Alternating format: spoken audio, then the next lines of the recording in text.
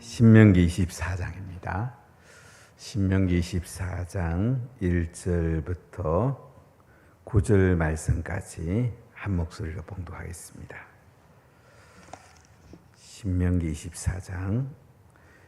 사람이 안위를 맞이하여 데려온 후에 그에게 수치되는 일이 있음을 발견하고 그를 기뻐하지 아니하면 이혼 정서를 써서 그의 손에 주고 그를 자기 집에서 내보낼 것이요, 그 여자는 그의 집에서 나가서 다른 사람의 아내가 되려니와 그의 둘째 남편도 그를 미워하여 이혼 정서를 써서 그의 손에 주고 그를 자기 집에서 내보냈거나 또는 그를 아내로 맞이한 둘째 남편이 죽었다 하자, 그 여자는 이미 몸을 더럽혔은저 그를 내보낸 전 남편이 그를 다시 아내로 맞이하지 말지니 이 일은 여호와 앞에 가정한 것이라.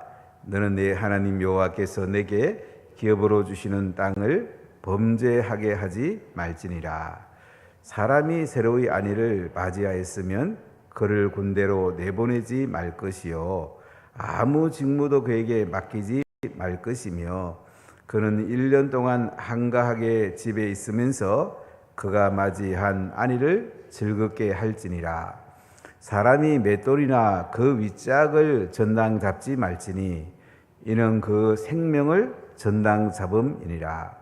사람이 자기 형제 곧 이스라엘 자손 중 한 사람을 유인하여 종으로 삼거나 판 것이 발견되면 그 유인한 자를 죽일지니 이같이 하여 너희 중에서 악을 제할지니라. 너는 나병에 대하여 삼가서 레위 사람 제사장들이 너희에게 가르치는 대로 내가 힘써 다 지켜 행하되 너희는 내가 그들에게 명령한 대로 지켜 행하라. 너희는 애굽에서 나오는 길에서 내 하나님 여호와께서 미리암에게 행하신 일을 기억할지니라. 아멘. 오늘 첫 말씀은 이혼과 재혼에 대한 말씀입니다. 한 사람이 아내를 맞이했는데 수치되는 일이 발견됩니다. 그러면 그를 기뻐하지 아니하면 이혼 정서를 써갖고 줘가지고 그를 자기 집에서 내보내라, 이렇게 말씀합니다. 자, 왜 이런 말씀이 있냐면 이 당시 고대 근동에서 결혼했는데 이제 여자가 수치스러운 일이 있거나 남편이 기뻐하지 아니하면 그냥 내보내는 것이 고대 근동의 일이었고, 심지어 자기 집에 같이 살면서 종으로 부리는 신분을 격하는 그런 일들이 있었습니다. 그래서 모세는 이혼 정서를 써서 자기 집에서 내보내라, 이렇게 말씀합니다. 왜냐하면 그래 나가서 이 여자가 재혼을 할 수가 있습니다. 이혼 정서를 안 써주면 재혼을 하게 되면 간통죄가 됩니다. 이혼 정서를 써줘라 하는 것은 여인을 보호하기 위해서 이혼 정서를 써서 내보내라, 이렇게 말씀하는 것을 볼 수가 있습니다. 근데 그 여자는 그의 집에서 나가서 다른 사람이 아내가 되려니와 이때 여자는 나가서 재혼을 할 수가 있습니다. 다른 남자랑 결혼해서 다시 살 수가 있는데 그의 둘째 남편도 그를 미워해가지고 또 이혼 정서를 써가지고 그의 손에 주고 자기 집에서 내보냅니다. 또 그는 그를 아내로 맞이한 둘째 남편이 또 죽기도 합니다. 오늘 핵심은 뭐냐면 3절에 있습니다. 그 여자는 이미 몸을 더럽혔은즉 그를 내보낸 전 남편이 그를 다시 아내로 맞이하지 말지니 이 일은 여호와 앞에 가정한 것이라. 너는 내 하나님 여호와께서 내게 기업으로 주시는 땅을 범죄하지 말지니라. 그러니까 이 여자가 이제 전 남편하고 재혼이 안 된다. 이게 이제 오늘 본문의 핵심입니다. 이 여자가 이제 다른 남자랑 또 재혼에 살았기 때문에 몸을 더럽혔기 때문에 전 남편이 다시 아내로 맞이하지 말라. 이것은 여호와께 가정한 일이다.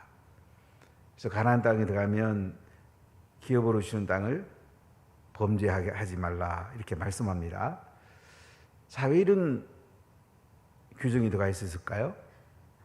이것은 남편이 이혼할 때에 신중하라는 말씀입니다. 이혼 정서를 써서 아내를 내보낼 때에 신중해야 된다. 다시는 이혼 정서를 써서 내보낸 아내하고 재혼할 수 없게 함으로 이혼을 신중하게 할 것을 말씀하고 있는 것을 볼 수가 있습니다. 물론 예수님은 이 조항을 강화시키죠. 산상수훈에 보면 5장에 모세는 이혼 정서를 줘서 이혼하라고 했지만은 예수님은 말씀하기를 이혼하지 말아라. 이혼하면 이미 간음했다. 7계명과 연관해서 예수님이 말씀하는 것을 볼 수가 있습니다. 구약의 율법은 예수님의 관점에서 다시 재해석하는 것이 굉장히 중요합니다. 예수님은 율법을 폐하러 오신 분이 아니고 완성시키러 오신 분인데 십자가에서 우리 죄를 짊어지고 돌아가시고 무덤에서 부활하신 예수님, 성천하시고 다시 오실 예수님, 이 예수님 관점에서 다시 율법을 재해석하는 것이 굉장히 중요합니다. 구약의 율법들은 보면 다 의미들이 있습니다. 십계명들을 어떻게 잘 지켜낼까, 여기에 초점이 있습니다. 예수님의 오심으로 율법이 완성되면서 이 완성된 관점에서 어떻게 이 십계명을 보고 율법을 볼 거냐, 이런 것들이 굉장히 중요하죠. 구약에서는 안식일을 지키라, 여섯 동안 일하고 하루는 쉬라 말합니다. 구약의 안식일의 초점은 천지 창조를 기념하는 것입니다. 그리고 출애굽을 기념하는 것입니다. 신약에서 주일을 지키라는 말은 예수님의 부활을 기념하고 예수님의 구속의 완성을 기념하는 것입니다. 구약에서 안식일의 초점은 쉬면서 자녀들에게 말씀을 전수해라. 이 구약의 안식일의 개념을 우리가 쉐마의 관점에서 잘 살펴보면 자녀들에게 말씀 전수하는 거죠. 가정식탁 예배 드리는 거예요. 신약의 주일의 개념은 교회에 나와서 예배 드리고 또한 성도들을 돌보는 것이에요. 신구약을 종합해 보면 주일의 정확한 개념은 가정에서 자녀에게 말씀을 전수하는 가정식탁 예배, 구약의 뿌리 가운데 신약의 예배를 드리고 성도를 돌보는 것, 이 두 가지가 조화를 이루는 것이 주일 성수의 핵심입니다. 근데 개신교는 이 구약의 뿌리를 놓쳐버린 게 안타까움이 많이 있습니다. 제가 월요일날 목사님들하고 조금 동기들을 만나서 제가 이 얘기를 했더니 자기들 목회는 이제 거의 이제 빠져 있는 분들인데 잘 알지 못했다고 얘기를 나누더라고요. 우리가 이걸 너무 놓쳐버렸어요. 주의를 지킨다는 것은 자녀에게 말씀을 잘 전수하는 것에 이 구약의 뿌리의 기반을 두고 신약의 예수님의 부활을 기념하는 예배를 오순절에 태동된 교회에 나와서 예배드리는 것, 이 균형을 잘 맞춰야 돼요. 우리는 신약만 봤던 건데 구약의 뿌리를 놓치면 안 됩니다. 그러니까 예수님의 관점에서 구약을 본단 말인 이런 의미라는 걸 제가 좀 말씀을 드립니다. 이것을 잘 우리가 받아들이면, 구약을 잘 이해하면 정말 교회가 뿌리 내리고 오래오래 갈 수가 있습니다. 서구에 있는 그 교회들이 넘어진 것은 뭐 여러 가지 원인은 있겠지만, 포스트 모더니즘이 세속화라든지 동성애 합법화라든지 많은 것들이 있지만은 구약의 뿌리를 못 내렸어요. 헬라 철학으로 성경을 받고 구약의 뿌리를 못 내리다 보니까 형식이 없었고 시스템이 없었어요. 우리 성경의 깊은 뿌리를 잘 보는 것이 굉장히 중요합니다. 그래서 신명기를 읽으면서 구약에서는 이런 뿌리가 있구나. 예수님이 완성한 관점에서 어떻게 지켜야 될까. 그래서 오늘 이 말씀은 이혼하지 말란 얘기예요. 예수님 관점에 보면 이혼하지 마라. 모세는 이혼정서를 써갖고 줘서 그래도 여자를 보호하는 관점에서 이혼정서를 써서 내보냈지만, 예수님은 이혼하지 마. 결혼하면 한 몸이 되는 건데 이혼하지 마라. 이혼하면 이미 간음했다. 이렇게 말씀을 하는 거예요. 구약의 뿌리를 두고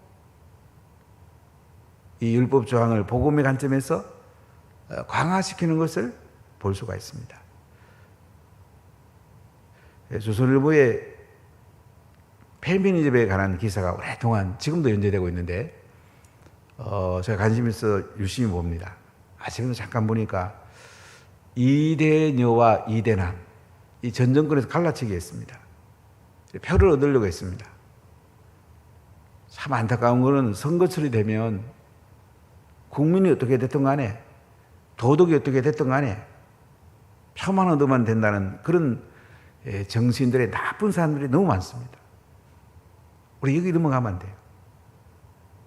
지금 대학에서 이 페미니즘, 여성학 강의가 이제 거의 인기가 시들해지고 폐강이 속출된다 그러는데, 우리가 모든 본질은 성경으로 돌아가야 돼요. 페미니즘, 여성학, 여성가족부, 야단스럽게 해봤지만요, 정치인들이 이용했어요. 우리는 본질로 돌아가야 돼요. 주일날 말씀드린 대로 결혼하면 아내는 가정 질서를 위해서 남편에게 복종하고, 또 남편은 아내를 아가페의 사랑함으로 영광스러운 신부로 세워내는 것. 이 결혼의 목적이잖아요. 얼마나 복된 결혼입니까? 성경의 본질이 다 있습니다. 항상 성경으로 돌아가면 가정도 건강하고 교회도 살고 나라도 삽니다. 아주 간단합니다. 과학은 계속 연구하고 발전시켜야 되지만은 영적인 거라든지 도덕적인 것은 성경에서 답이 다 있습니다. 그렇기 때문에 우리 자녀들에게 말씀을 잘 전수하십시오. 자녀들이 복을 받을 것입니다. 오늘 두 번째 5절을 보세요. 같이 읽어볼게요. 사람이 새로이 아내를 맞이하였으면 그를 군대로 내보내지 말 것이요, 아무 직무도 그에게 맡기지 말 것이며, 그는 1년 동안 한가하게 집에 있으면서 그가 맞이한 아내를 즐겁게 할지니라. 자, 남편이 이제 결혼을 했습니다. 신부를 맞이했습니다. 새로운 아내를 맞이했습니다. 이때는 그 남자를 어떻게 해요? 군대로 내보내지 말랍니다. 군인으로 받아주지 말랍니다. 아무런 직무도 그에 맡기지 말래요. 1년 동안 한가롭게 집에 있으면서 그가 맞이한 아내를 즐겁게 해라. 전쟁이 나도요, 결혼을 하면 1년 동안 군대 가지 않습니다. 왜냐하면 그 남편에게 가장 중요한 것은 아내를 즐겁게 해주는 거예요. 자, 이 조항은 이제 부부의 그 신혼이 얼마나 중요한가, 결혼이 얼마나 중요한가를 우리에게 말씀하고 있습니다. 군대 가지 않을 정도로 남편을 아내를 즐겁게 해주라, 이렇게 말씀하고 있습니다. 전쟁이 나면 이제 우리가 신명기 앞부분에 보면 그런 말씀이 있었죠. 24장에 보면 여자와 약혼하고 그와 결혼하지 못한 자가 있느냐, 그런 집으로 돌아갈지니 전사하면 타인이 그를 데려갈까 하노라. 약혼을 했습니다. 이스라엘은 결혼할 때 어릴 때에 양가의 부모님들이 서로 대상을 결정하고 13세가 되면 되게 약혼을 합니다. 그리고 1년 지내서 결혼식을 합니다. 1년 동안 아주 순결해야 됩니다. 약혼하고 아직 결혼식을 안 했습니다. 근데 남자가 이제 전쟁터에 가려고 소집이 됐습니다. 그럼 어떻게 해요? 이것을 담당하는 병무청에 있는 직원은 그 남자를 집으로 돌려보내라. 전사하고 나면 이제 약혼한 여인이 다른 남자에게 또 결혼할 수 있으니까 이 남자를 보호해 주는 걸 볼 수가 있습니다. 이렇게 적어도 약혼부터 결혼하고 1년까지 합치면 한 2년 동안은 군대에 가지 않도록 율법 만든 것을 볼 수가 있습니다. 참 재미있기도 하고 또 한편은 부부를 보호하기도 하고 거룩함으로 또 자손을 번성하게 하기도 하고 아주 결혼하고 나서는 즐겁게 살아야 된다는 거, 행복을 강조하기도 하고 이렇게 해서 이 조항이 들어가 있습니다. 여러분, 결혼은 소중합니다. 부부가 즐겁게 신혼을 출발해야 되고 남편은 아내를 즐겁게 해줘야 되는 아주 중요한 의무가 있는 걸 볼 수가 있습니다. 여러분, 신혼으로 처음 시작할 때 잘 행복하게 살 수 있도록 부모님들도 잘 배려해주고 신혼부부들을 우리가 잘 축하해 주는 것이 참 소중합니다. 자, 6절은 보면요, 사회적 약자를 보호하는 율법인데요. 같이 읽어볼게요. 사람이 맷돌이라 그 윗짝을 전당 잡지 말지니 이는 그 생명을 전당 잡음이니라. 맷돌은 그 당시 음식물을 만드는 도구입니다. 밀을 넣어서 이렇게 맷돌에 돌리면 밀가루가 나오기도 하고 또 콩을 불리 가지고 맷돌에 갈아서 두부를 만들기도 합니다. 저 어릴 때 이 맷돌을 많이 돌려봤습니다. 어머니, 할머니, 식구들이 맷돌을 참 많이 돌려서 두부를 만들고 여러 가지 음식을 장만하게 되는데요.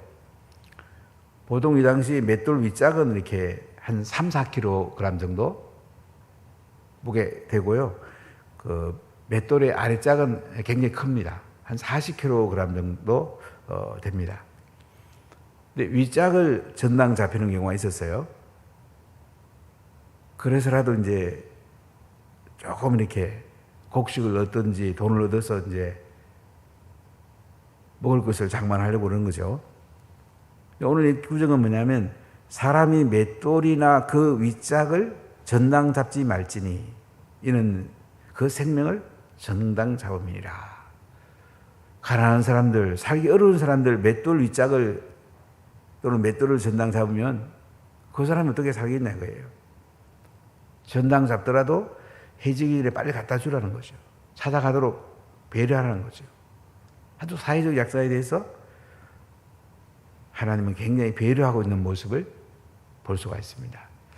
우리 주변에 사회적 약자가 있으면 우리가 그들을 잘 섬기는 것이 또 우리 예수 믿는 사람들에게 소중하다는 말씀을 하고 있습니다.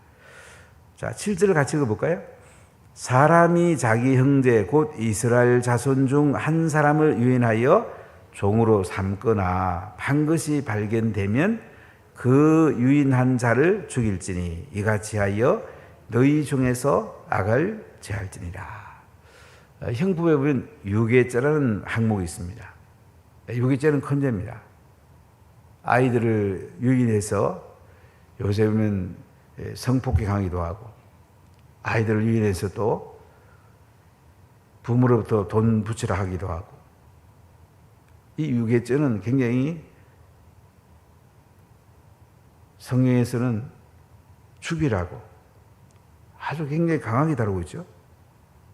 사람을 유인한 자요 종으로 삼거나 판 것이 발견되면 그 유인한 자를 죽일지니 이같이 하여 너희 중에서 악을 제할지니라. 굉장히 그 형량이 높은 죄죠. 사형죄인가요? 이 정도로 사람을 종으로 팔거나 삼거나 이렇게 해서 유기하지 말라 이렇게 말씀합니다. 자녀들이 유기됐을 때 부모 심령이 얼마나 힘들겠습니까? 그래서 사람을 유인하지 못하도록 유괴죄를 범지 못하도록 이렇게 하나님께서 약한 자를 또 배려하고 생명을 귀히 여기는 것을 볼 수가 있습니다. 자, 오늘 8절 9절을 같이 읽어볼게요. 너는 나병에 대하여 상가서 레위 사람 제사장들이 너희에게 가르치는 대로 내가 힘써 다 지켜 행하되 너희는 내가 그들에게 명령한 대로 지켜 행하라. 너희는 애굽에서 나오는 길에서 내 하나님 여호와께서 미리암에게 행하신 일을 기억할지니라. 나병, 악성 전염병입니다. 우리가 코로나도 뭐 제일 무서운 게 감염이잖아요. 코로나를 많은 사람들이 생명의 위협을 느꼈는데요. 나병은 걸리면 감염이 되니까 제사장에게 가서 보여주고 잘 이제 가르침을 받아라는 것입니다. 애굽에서 나올 때에 모세의 여동생이었던 미리암이 아론과 함께 모세의 권위에 도전했다가 나병에 걸린 것을 볼 수가 있습니다. 그래서 이 나병을 제사장에게 보여서 빨리 더 이상 번지지 않도록 잘 관리할 것을 말씀하고 있고, 또 나병이 생기는 그 원인 중에 하나 권위에 도전하는 것. 부모의 권위에 도전하지 말고, 영적 권위에 도전하지 말고, 선생님의 권위에 도전하지 말고, 지도자의 권위에 도전하지 마라. 이것이 결국은 본인에게 질병이 될 수 있다. 이렇게 말씀하는 면도 볼 수가 있습니다. 우리가 이 율법들을 한 조항 한 조항 보면 지금 보면 뭐 이런 조항이 있나 싶기도 하지만은 하나하나 의미가 있고 예수님이 다 성취하시지만 또한 그 깊은 뿌리는 그 정신은 지금도 흘러내리고 있고 또 이 뿌리 위에 예수님의 복음이 세워지고 율법이 완성되는 것을 우리가 기억해야 됩니다. 여러분, 구약의 뿌리가 굉장히 중요합니다. 이 구약의 뿌리를 너무 많이 놓쳤기 때문에 교회가 손을 너무 많이 봤어요. 우리 구약의 뿌리들을 하나씩 하나씩 예수님의 관점에서 재해석하고 또 성령의 기름 부음으로 내 삶으로 담아내고, 그렇게 하면 교회가 살고 가정이 살고 나라가 살고 우리 자녀와 다음 세대들이 잘 살 수 있습니다. 이 은혜와 이 복이 우리 가운데 임하기를, 한국교회 가운데 임하기를 예수님 이름으로 간절히 축복합니다. 기도합시다. 하나님